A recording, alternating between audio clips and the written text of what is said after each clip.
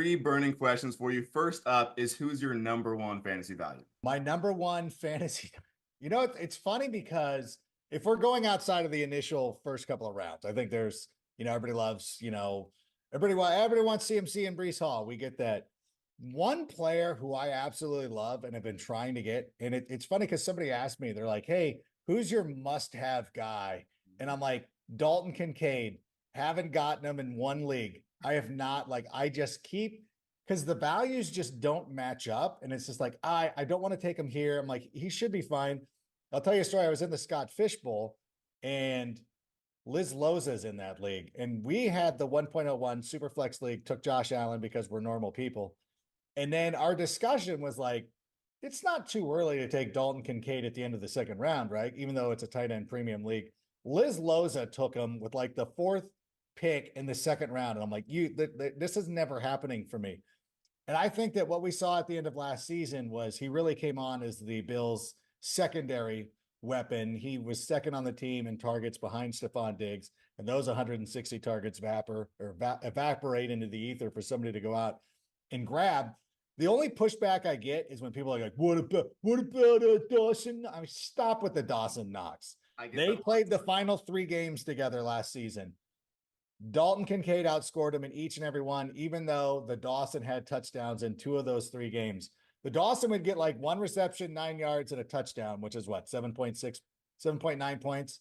Dalton Kincaid, even on his bad game, was 7 targets, 6 receptions, 84 yards. That's what, 14.4 points? He's my guy. And I have not been able to get him at all this season. And it's frustrating me, but it's okay. I think in my league of record, which is just a 10-person league, but those guys watch the show so much, so I got to stop talking about it. But I love Dalton Kincaid, and I'm just not ending up with him. I do have him on my love list, actually. And like you're saying, 90% of their receiver targets are vacated. It's by far the most in the NFL. Not even close.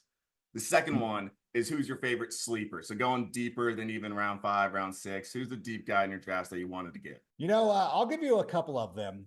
I'm going to start off with Kamani Vidal, who is a player that I'll admit it right now. I didn't watch a lot of Troy football last season. It's just one of those things that happens. But at the same time, James Coe kind of turned me onto this. He's like, have you seen this player? I'm like, I'll go out and watch him. And I started watching some Troy games. His running style really fits what the Chargers want to do. It's understandable why Jim Harbaugh and Greg Roman made him a priority to go out there and get him. And I look forward to him passing Gus Edwards and J.K. Dobbins, because that's always the pushback. They got Gus Edwards. That's your whole reason for not taking a player like Kamani Vidal. I really like him. I probably overdrafted him. I've overdrafted Trey Benson for sure because of, even with James Conner there, I think that at some point, there's going to be a passing of the torch. Perhaps it's in the middle of this season. Audric Estime looks really good. Now, Cynthia Freeland, our friend, she's been working the sidelines for the Denver Broncos. And I'm like, hey, how's Audric look? And she's been really impressed by him and by Bo Nix. And then one guy who's not a rookie, let me give one non-rookie, Josh Downs, who was really looking good. And for anybody who's in on Anthony Richardson, if you can't do the Michael Pittman and Anthony Richardson stack, you're probably better off getting Josh Downs, because I think he's going to end up being the guy. And it reminds me of a story of last year. We were doing a dynasty draft, and it was Brett Collerman, I think is his name, was in. And we were doing a rapid fire. It wasn't like a slow draft like most fantasy rookie, dynasty drafts are. It was a dynasty draft. And usually those are slow. But they were doing it while I was recording my podcast, and I missed out, and I meant to draft Roschon Johnson and instead got Josh Downs. So I reached out to Brett, and I'm like, hey, I go, would you mind, I made a mistake, I was doing my show. I'll give you Josh Downs. He's like, oh, Josh Downs at the very minimum. Blah, blah, blah, blah. And I'm like, oh my God. And now it looks like Josh Downs might end up being a better player in fantasy than Roschon Johnson. I hope. And it's a bear, so I don't want to root against him. But at the same time, I want to be able to own this person. I'm sorry if he works for Underdog. He might. Sorry. If he does, I apologize to your coworker. But I want Josh Downs to just be the best player. I want him to be the Colts' #1 receiver just for this. just so I can go back and read. I've saved the text, or I saved the little thread that we had. Like, geez, like this, like, okay, like it's a third round running back. And I'm like, and I didn't even think that Josh Downs was that bad of a player that you would need to be like, hey, like I thought like most normal humans would be like, oh, you made a mistake. I understand. Let me accommodate you. But nope. Oh, it starts with Justin. Well, you want Justin Jefferson thrown into? Would that make you happy? Want Kyle Pitt? Well, don't take Kyle Pitts, but still. And the last question for you: which vets do you think are getting disrespected the most this year? Well, it's really easy to figure this out because number one is Devontae Adams. I feel, as badly as Jimmy Garoppolo played last season in the quarterback situation in Las Vegas, he was still a top 10 fantasy receiver and has not been drafted like one, even with an upgrade with Gardner Minshew. Obviously, like people, we don't know we don't know who the quarterback's going to be. I assume it's going to be Gardner Minshew. Last and throughout the course of his career, Gardner Minshew has a passer rating of 116 in 12 personnel, which is 2 tight ends. They drafted Brock Bowers. They drafted Michael Mayer the year before. They're going to run a lot of 12 personnel, which actually opens it up for Devontae Adams, who's going to get a lot of targets. We saw his frustration in that documentary on Netflix. So try not to land him in the hospital. Just get him the football. That's going to be great. Cooper Kupp. Everybody is just ignoring what Cooper Kupp has done during his career because Puka Nacua has been so good. It's like going down to like your favorite burger joint and then a new one opens up next door and you're like, are we not checking? Like, this one's still good. Like, I understand the new thing. People are attracted to that. And Puka Nacua is going to probably go out there and get 100 receptions. But at the same time, Cooper Kupp is going to be a very viable part of this offense. And Sean McVay has shown throughout his history that he is he will support two receivers. Back when it was Cooper Kupp and Robert Woods, he supported 2 wide receivers. I feel the same thing's going to happen. And then finally, I just got to throw this out there because I'm going to go back to the well on this one. Is going to be Kyle Pitts because when everybody goes like, "Oh, we've been here before with Kyle Pitts," like you have it because it's a different coach and it's a different quarterback. Like we've never had this situation. It's brand new.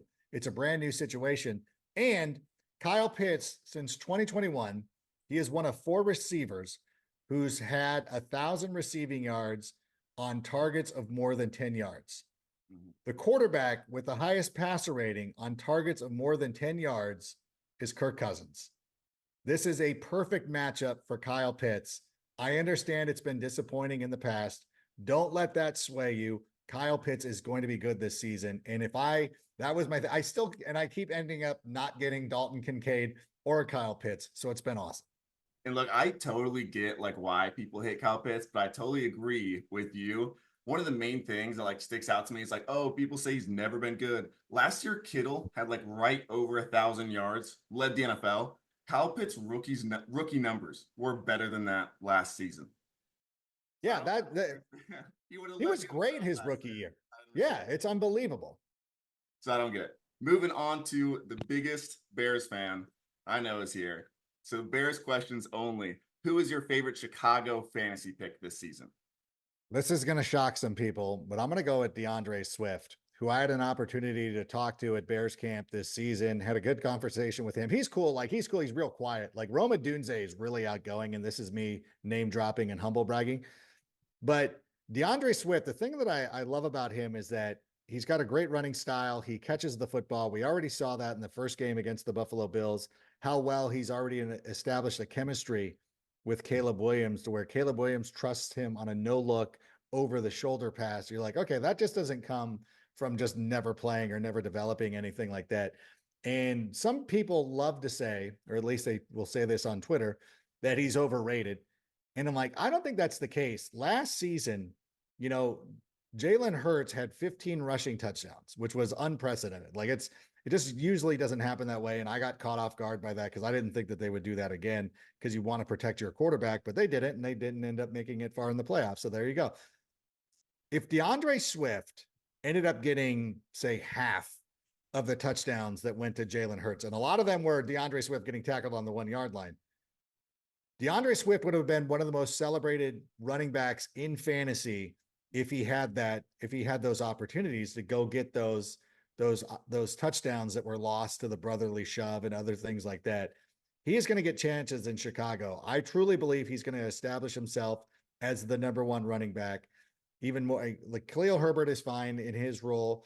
Roschon Johnson, I think people are really hyped on him, and we told the story before about one of your colleagues being super hyped on Roschon Johnson. But to me, it's DeAndre Swift, and the fact that Ryan Poles wasted no time to go out and sign him in free agency means a lot to me.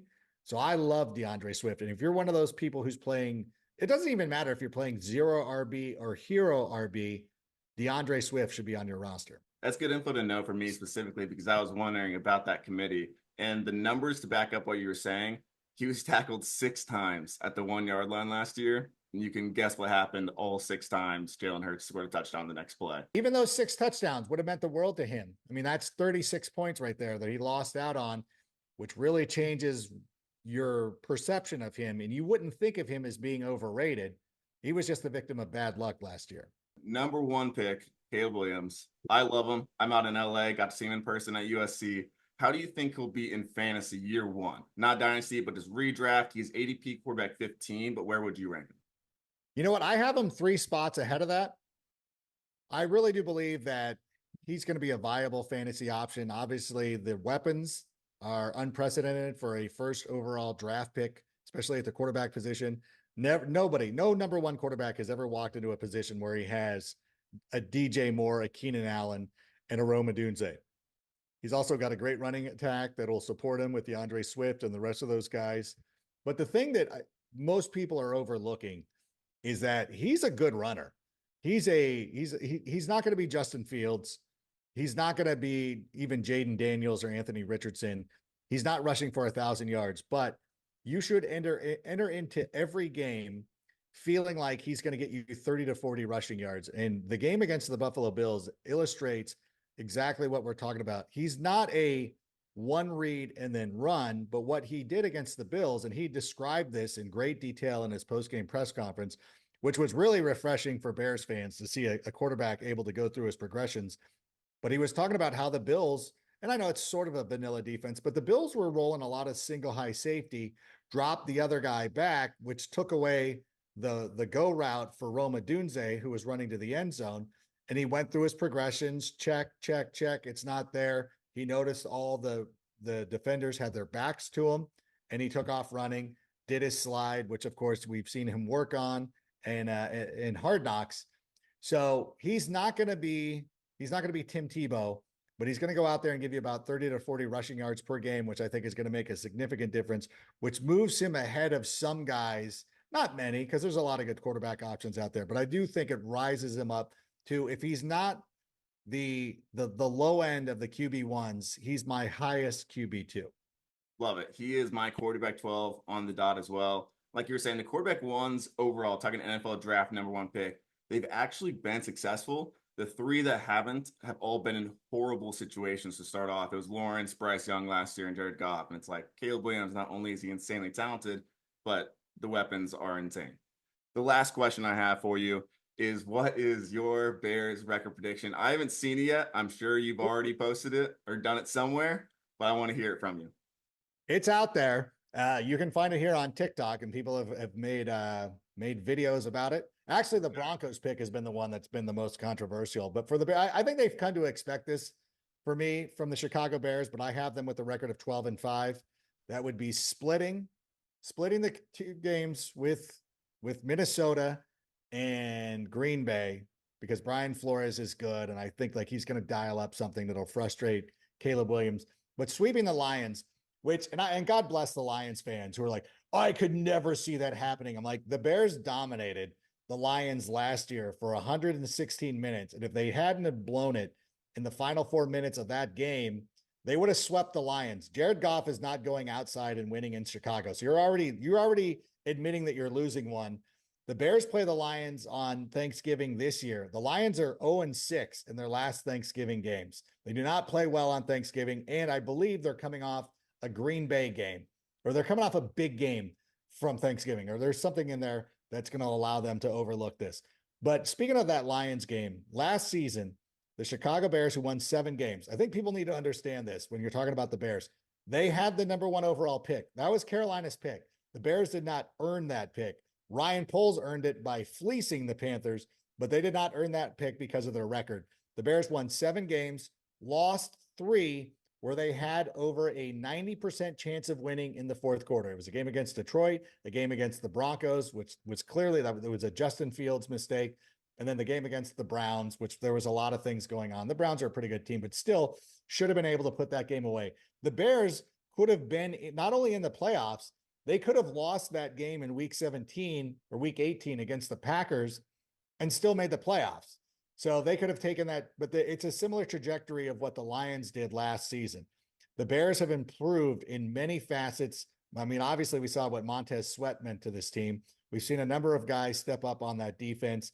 Offensively, they've added Rome Odunze and Keenan Allen, and I believe that they've upgraded at the quarterback position. Even if Caleb Williams came in and gave you the baseline of what Justin Fields gave you last season, this team is much better off. So to me, I understand it's a very tough division. It's going to be very difficult, but if you look at a lot of the non-divisional games, getting the opportunity to play the Titans early in the season, they're still trying to figure it out. And when you're going up against teams like the Titans, if they had a defensive-minded coach, that would worry me more than going up against an offensive-minded head coach, because that gives Caleb Williams a little bit of an opportunity. Now, the following week when they go and they play D'Amico Ryans and the Texans, that's going to be difficult, but I think they match them there. They got the Colts. They got the Colts early. They got the Rams early. They got the Rams early in Chicago. Do they come to SoFi and win that game? I don't know, but I still believe that the Rams do not play well in Chicago. They're going to end up winning that one. And then you look at they got the Patriots. There's some other games. I think Jacksonville and London's going to be a tough one for them. They're going to be rolling into week 11 when they play the Green Bay Packers. I feel like that's going to be their first trap game, and they lose that one, but then they finish the season off by knocking off the Packers. I think that game in week 18 will be it's going to be the passing of the torch, where you're going to be like, oh no, similar to what happened 2 years ago with the Lions when they went into Lambeau, knocked off the Packers, went on to win the NFC North. I think this is going to be the Bears announcing, like, you know what? It's a new division now. The old champ is not, I know they didn't win it last year, but like the old champ is not the new champ. And we're going to see what this Bears team's able to do. The schedule will be interesting for sure. I totally see like last year's Texans, same path. I think they'll be really good. And I hope they win 12 games for your sake, for my Bears friends' sake. Hopefully it's a good season. I want to thank you for coming on, Rank. If you happen to be watching this, I'm your favorite fantasy analyst, then Rank's bio is true. Your favorite fantasy analyst, Adam Rank, one of the greatest to ever do it. So thank you again for coming on, spending some time, and go watch some NFL Fantasy Live and the Sick Rank podcast too. All right. Thank you so much, Joel. And thank you for everything that you did with the NFL Network. Really appreciate it. It is going to be so hard to replace you this season, but I'm so stoked for you and your opportunity with the good folks at Underdog Fantasy going out there. Underdog Fantasy's killing it. You got Mark Sessler, Dan Hansis, and now Joel Smith. What a great offseason. When you talk about some of the greatest off seasons in the NFL, you need to talk about Underdog, because you guys have done a great job. But thank you. And again, thank you so much for having me. And I will obviously be keeping a track on what you've been doing, or what you will be doing this year.